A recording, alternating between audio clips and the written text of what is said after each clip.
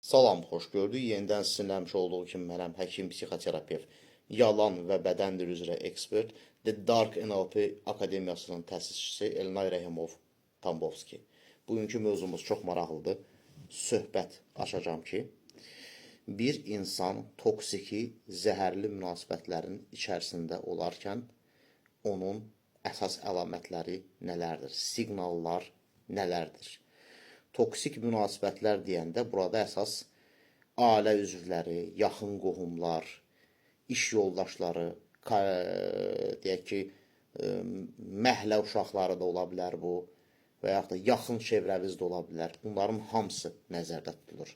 Yəni, nəticədə sizin çox sıx şəkildə kontaktda olduğunuz insanlardan burada söhbət gedir. Amma burada bir fərqi nəzərə almaq lazımdır. Biri var ki, bir insanla sizin aranızda müvəqqəti bir çətinlik var. Ona görə siz narahatsınız, yəni negativ emosiyaları hiss edirsiniz. Yəni bu müvəqqəti çətinlik o insanın problemləri ilə və yaxud da sizin özünüzün problemlərinizlə də bağlantı ola bilər. Ola bilsin ki, həm onda, həm sizdə itkilər var, ayrılıqlar var, işsiz qalmısınız, nəyisə itirmisiniz, deyək ki, qəza keçirmişsiniz, xəstələnmişsiniz, bir sözlə force major hallar baş veribdir. Amma burada söhbət toksiki zərərli münasibətlərdən gedir ki, hansı ki, sistematik olaraq bunun əlamətləri davamlı olaraq sizdə olur. İndi bir-bir sadalamağa başlayacağım. Əgər siz davamlı olaraq, sistematik olaraq, müntəzəm olaraq toksiki insanlarla münasibətdə qəzəb, inciklik, sonra qorxu, həyəcan hiss edirsinizsə, hansı ki, bu qorxu, həyəcan nəyə aiddir? Birdən belə olar, birdən elə olar, birdən konflikt olar, birdən tərk edilərəm, birdən mənə psixoloji və fiziki şiddət uygulanar və ilaxır və s.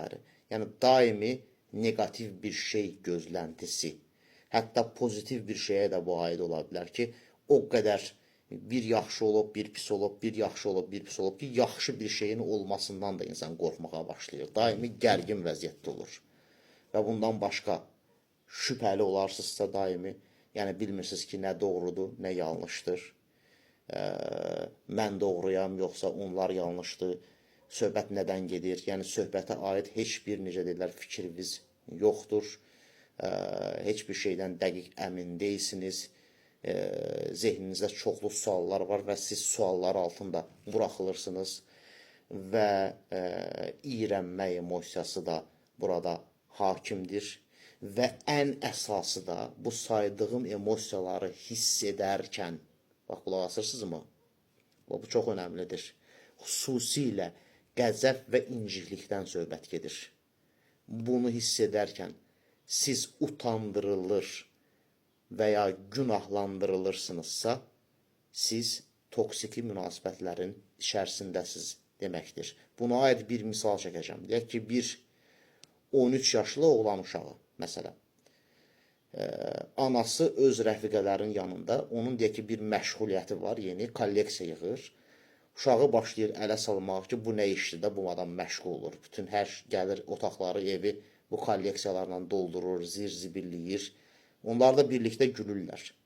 Elə ki, bu oğlan uşağı anasına qayıdıb deyəndə ki, bəs sən məni insanların içərisində biabır edirsən, öz rəfiqələrinin içərisində və mən səndən inciyirəm, mən çox pis oluram. Anası onu sakitləşdirmək yerinə əksinə qayıdır, deyir ki, əşi, heç kim səni ələ salmır, biz sadəcə zarafat edirdik. Başa düşürsənmi?